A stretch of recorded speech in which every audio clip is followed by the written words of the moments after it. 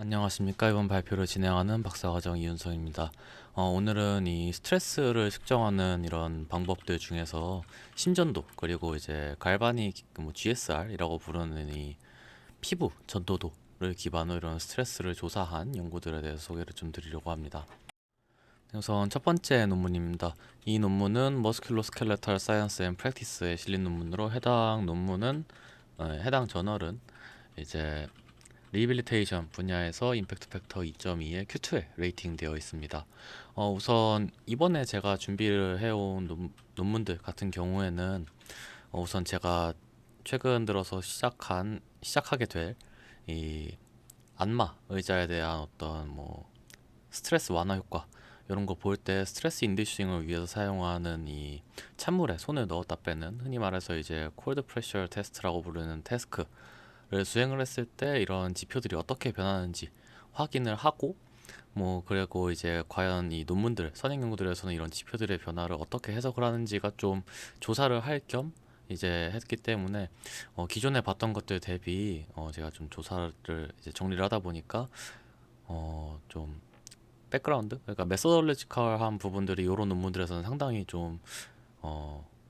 부족하게 보이는 경우들이 있지만 이 부분은 약간 분야의 특성으로 이제 약간의 양해를 부탁드린다고 먼저 좀 말씀을 드리고요.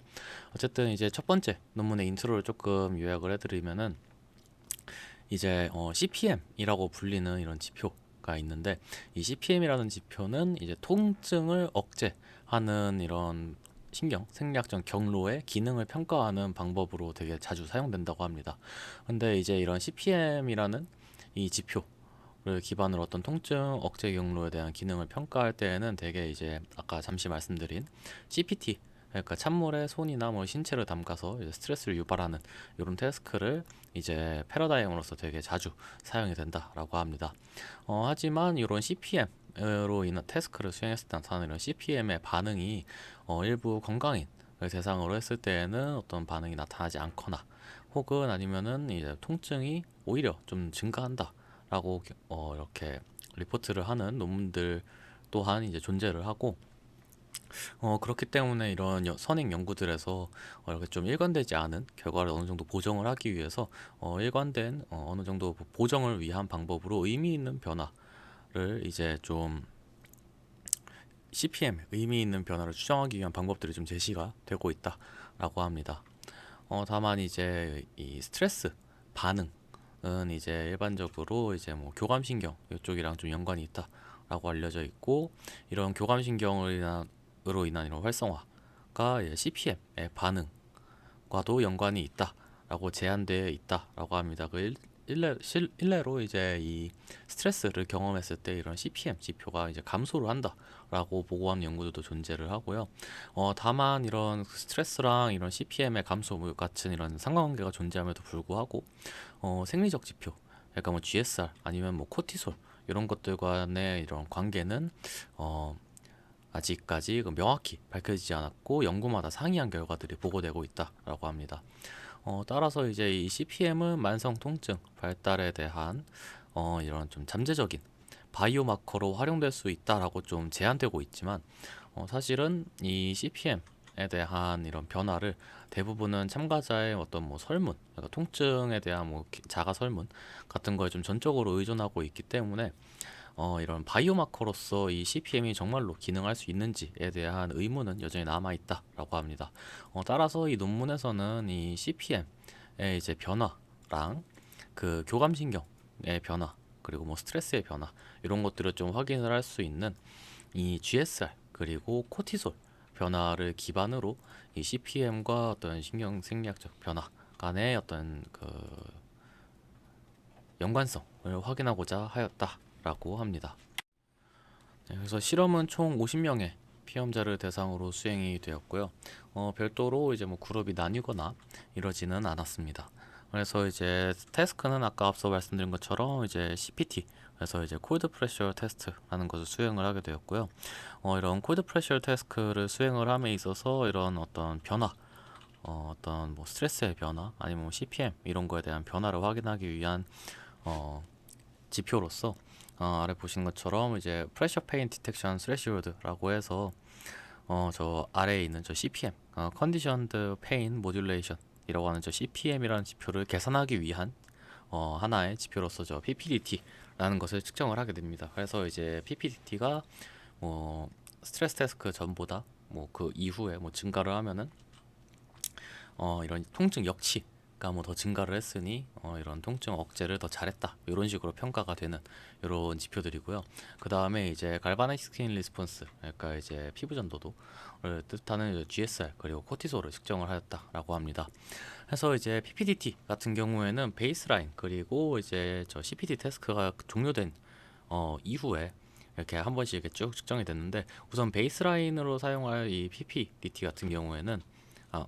우선 3번 이제 측정이 돼서 그 평균값을 사용을 하게 됐고, 이 PPDT는 승모근 부분에 이제 일정 압력을 이렇게 쭉 인가를 했을 때 피험자가 이 가해지는 압력이 어느 순간 통증이다라고 인식을 하게 되면은 그때 이제 구두로 지금이라고 표현을 하면은 그때의 압력값을 이제 기입을 하고 그거에 이제 3회 측정한 압력값의 평균을 이제 베이스라인으로 사용을 한다라고 보시면 되고요. 그리고 애프터 CPT 조건 같은 경우에도 똑같이 3회 측정이 들어가는데, 요거는 CPT 태스크를 90초 그리고 뭐 30초 동안 이제 회복을 줄 수 있는 이런 기간을 주는 이런 태스크를 총 어, 3회 수행을 했기 때문에 이때도 각각의 이런 CPT 태스크가 각각 트라이얼이 끝날 때마다 저 PPDT를 측정을 하여서 그 평균값을 사용을 했다라고 보시면 됩니다. GSR 같은 경우에는 베이스라인 5분 그리고 이 3회의 CPT 태스크가 수행되는 도중 모든 기간 동안, 그리고 마지막으로 이제 리커버리 기간을 해서 이제 CPT 테스트가 끝나고 그 애프터 이펙트를 좀 보기 위한 이제 10분의 기간 동안 저 GSR을 측정을 하였다라고 하고, 코티솔 같은 경우에는 before 그리고 애프터 CPT에 측정이 되었다라고 합니다. 그래서 이 논문의 메인 결과입니다. 이 왼쪽에 있는 게 이제 GSR에 대한 이런 베이스라인 그리고 태스크 인듀싱 그리고 태스크 수행 중 그리고 그 이후 리커버리 태스크 구간에 대한 이런 GSR 지표의 변화인데요. 이제 이렇게 그래프로 나타나지는 않았지만 코티솔 그리고 이제 그 저 PPDT 자체로는 이런 자극 뭐 전 대비 후에 어떤 유의미한 차이가 나타나지 않았다라고 합니다. 그래서 일단 이 GSR 지표 같은 경우에는 이런 교감신경계의 활성화와 연관이 있고 서로 비례한 관계가 있다고 일반적으로 알려져 있습니다. 그래서 이제 뭐 긴장을 하게 되면은, 아니면 스트레스가 인듀싱 되게 되면은 교감신경계가 활성화되고 이로 인해 긴장감이 올라가고, 이로 인해서 뭐 이제 결국 뭐 땀샘이나 이런 것들에 대한 자극이 들어가서 땀 분비가 늘어나고, 이래서 GSR 값이 증가한다. 그러므로 GSR 값의 증가는 교감신경계의 흥분 및 스트레스의 증가를 의미한다 라는 게 조금 일반적인 이 저 GSR 값들에 대한 이런 해석 방향성인 걸로 이제 확인이 됐고요. 그래서 이제 왼쪽에 있는 그래프를 봤을 때 이제 CPT 태스크를 할 때, 그리고 그 끝나고 5분, 10분이 지날 때까지도 베이스라인 대비 이런 GS 값이 통계적으로 유의미하게 증가했다라는 것을 확인할 수가 있었습니다. 이거는 태스크가 이제 실질적으로 교감신경계의 흥분 그리고 스트레스를 유발했고, 이런 효과가 태스크 이후 10분까지도 유지가 됐다라는 것을 의미한다라고 보시면 될 것 같고요. 오른쪽에 있는 표는 이 아까 잠시 말씀드렸던 이 CPM, 그러니까 PPDT, 그러니까 통증 역치의 변화라고 그냥 보시면 될 것 같습니다. 저 CPM이라는 것 자체가. 그래서 저 CPM이라는 것과 이런 GSR 지표 그리고 뭐 코티솔 간의 이런 지표들 사이의 상관관계를 확인을 한 결과인데요. 위에 있는 게 저 이니비턴 그룹이라는 게 뭐냐면은, 이 자극 전 베이스라인 대비 이런 태스크 이후에 이런 PPDT의 값이 증가한 경우를 이제 따로 그룹으로 묶어서 이런 지표 간 상관관계를 본 겁니다. 그래서 이제 저 증가했다는 게 무엇을 의미하냐면은 통증에 더 강인해졌다. 예, 조금 더 강한 압력에서야 이제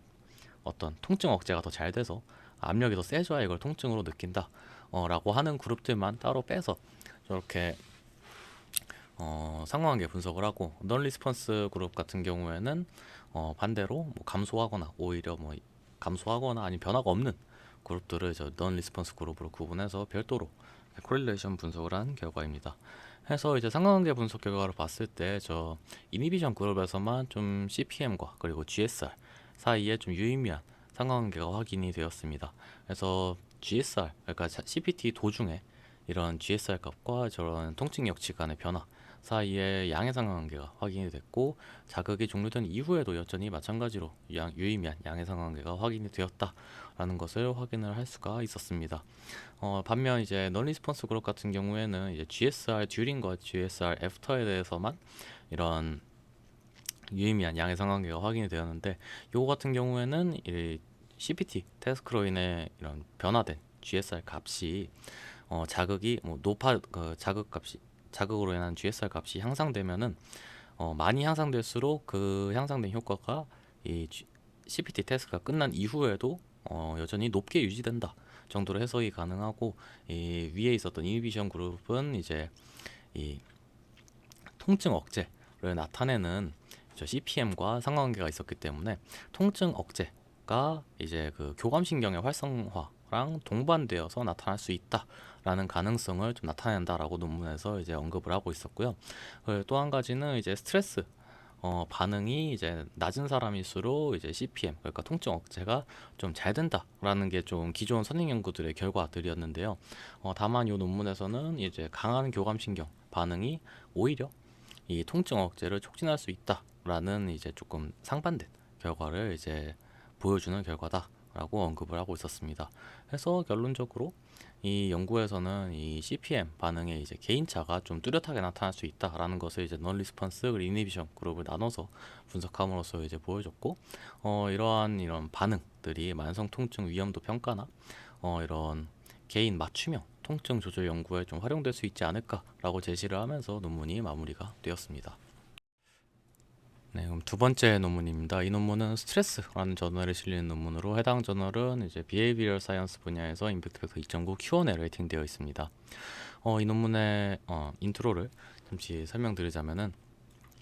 CPT라는 과제는 이 교감신경계로 활성화를 함으로써 어떤 심박수랑 혈압을 좀 크게 올릴 수 있다라고 알려져 있지만, 이런 교감신경의 활성 지표 중 하나인 이 Q파와 T파의 간격을 QT 인터벌, 그리고 이 T파 진폭이 TWA 라고 불리는 요로 진표는 교감신경계 활성 지표이면서도, 그리고 어떤 심장질환 환자의 부정맥 발생과 좀 연관이 있다고도 좀 잘 알려져 있음에도 불구하고 이런 크게 주목받지 못하고 있다라고 합니다. 그러니까 크게 선행 연구들에서 이런 지표들을 가지고 어떤 연구들이 수행되지 않고 있다라고 보시면 될 것 같고, 그래서 뿐만 아니라 어떤 정신적 스트레스, 그리고 정신적 스트레스가 어떤 이 QT 인터벌의 이제 간격을 좀 늘리고 이런 것들이 보고가 되고 있지만, 여전히 이제 그 CPT 기반으로 어떤 이런 QT 외 인터벌, 그리고 뭐 TW의 변화를 이제 조사를 하는 연구들이 거의 없고, 이런 있더라도 뭐 기존 스트레스 지표와 어떤 좀 독립적인 역할을 하는 어떤 독립적인 어떤 에비던스 아니면 인사이트를 줄 수 있는 지표인지에 대해서는 여전히 밝혀지지 않았다라고 합니다. 그래서 이 연구에서는 이 CPT 태스크를 기반으로 해서 이 QT 인터벌, 그리고 TWA T웨이브 앰플리튜드의 변화를 좀 확인을 함으로써 이런 교감신경계의 변화를 이제 반영할 수 있는 저 두 지표들이 실제로 어떤 좀 작동을 할 수 있는지, 스트레스 변화에 대해서, 그리고 스트레스 지표로서 어떤 역할을 할 수 있는지, 이런 것들을 좀 조사해 보고자 하였다라고 합니다. 네, 실험은 총 28명의 피험자를 대상으로 수행되었고, 모든 피험자들은 서로 다른 날 2회 실험에 참여했다라고 합니다. 그리고 이때 이 각각 실험들은 오후 1시에서 3시 사이에 수행이 되었다라고 하고요. 이때 이제 자극 조건, 그러니까 과제 조건으로서는 이제 찬물에다가 정상적으로 이제 손을 담근 어떤 신체를 담그는 CPT 태스크, 그리고 찬물이 아니라 컨트롤 조건으로서 이제 뭐 따뜻한 물에다가 이제 신체를 담그는 이제 웜워터, 이렇게 두 컨디션에 대해서 이제 실험이 수행이 되었다라고 합니다. 해서 이제 각각 이제 저 CPT 그리고 WW 조건 모두 이제 3분씩 수행이 되었고요. 이제 데이터 측정 같은 경우에는 심전도가 측정이 되었고, 심전도를 기반으로는 RR 인터벌, 그리고 QT 인터벌, 그리고 저 시스톨릭 BP라고 해서 이제 심시수축기 혈압, 그래서 혈압도 이제 측정을 하게 되고, 그리고 요런 ECG 를 기반으로는 이제 데이터의 전처리로는 하이패스 필터를 0.05Hz에 대해서만 걸어 주었다 라고 이제 좀 간략하게 언급만 되어 있었습니다. 추가적으로 이런 ECG 신호 같은 경우에는 이 CPT 태스크 전 2분 데이터를 찍고, 그리고 듀링 3분 동안 CPT 3분 동안 CPT 동안 찍어 총 5분의 데이터를 이제 확보를 했다라고 합니다. 그리고 이제 심전도뿐만이 아니라 이제 코티솔까지도 측정을 하게 되었는데, 코티솔 같은 경우에는 CPT 태스크 이전 5분 전에 한번 측정을 하고, 그리고 CPT 테스트가 끝나고 17분 후 25분, 그리고 27, 46, 55분 후에 한 번씩 쭉 측정을 했다라고 해서 이제 CPT 테스트 전 대비 그 후에 변화하는 이런 코티솔 변화, 스트레스의 변화를 확인을 하고자 했다라고 합니다. 추가적으로 이런 스트레스 테스트 조건에 따른 실질적인 주관적으로 느끼는 이런 스트레스의 변화를 확인하기 위해 이제 별도의 자가보고 설문을 수행을 했으며, 이 설문은 이제 0부터 100까지 이제 비주얼 아날로그 스케일을 통해서 방법을 통해서 수행이 되었고, 숫자가 크면 클수록 이제 스트레스를 많이 받았다라고 이제 응답을 하게 되었다라고 보시면 될 것 같습니다. 네, 해서 이 논문의 메인 결과입니다. 네, 세 번째 논문입니다. 이제 이 세 번째 논문은 이 Environment International이라는 저널에 실린 논문으로, 해당 저널은 Environment Science 분야에서 임팩트 팩터 7.7 그리고 Q1에 레이팅 되어 있습니다. 이 논문 같은 경우에는 사실 뭔가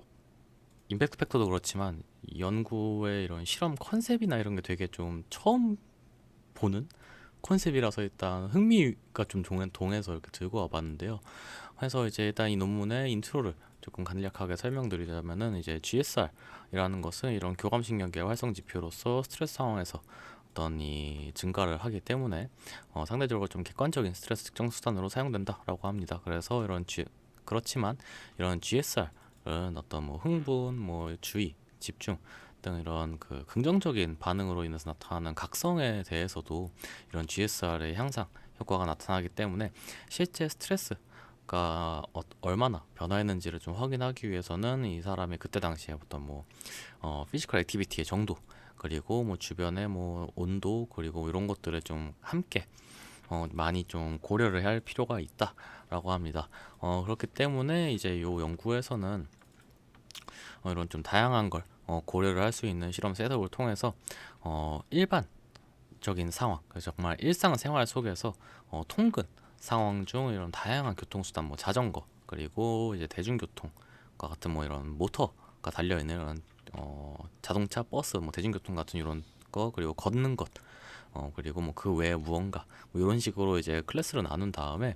요때 수집된 이런 이 GSR 데이터, 정말 일상생활 속에서 측정된 GSR 데이터를 가지고 어떤 이동 방식을 채택을 해서 사용을 했을 때 상대적으로 어떤 뭐 높은 스트레스가 나타나고 더 적은 스트레스가 나타나는지를 되게 다양한 환경 변수들을 고려하면서 조사를 한 연구이다라고 보시면 될 것 같습니다. 네, 해서 실험은 총 122명을 대상으로 수행이 되었습니다. 이제 이 122명은 총 이제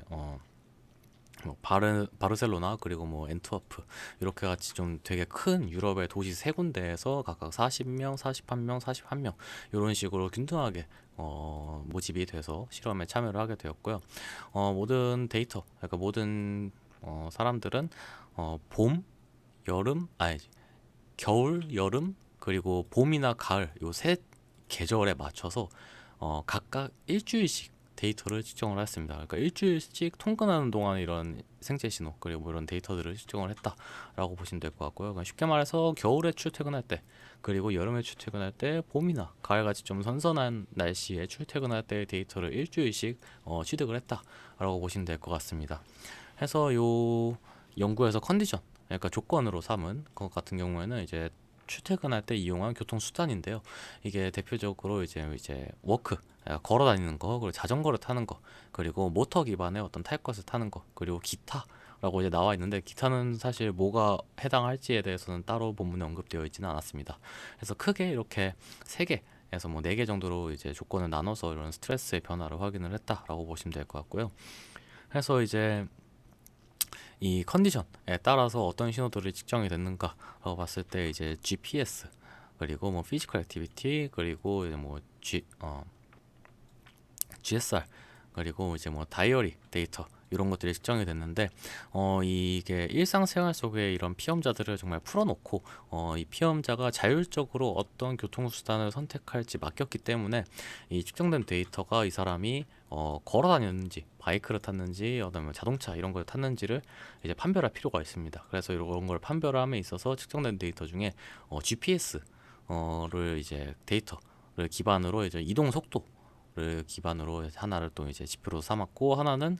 이 측정된 데이터, 그러니까 이제 뒤쪽에서 설명드리겠지만 저 뭐 센스웨어라는 걸 통해서 측정되는 이제 피지컬 액티비티 데이터, 그리고 이제 출퇴근을 했을 때 이 다이어리를 쓰게 하라고 이제 인스트럭션을 줬다라고 합니다. 그래서 인스트럭션에서 나와 있는 정보들을 기반으로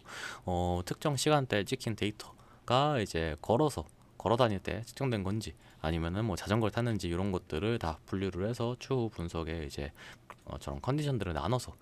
분석을 수행을 했다라고 보시면 될 것 같고요.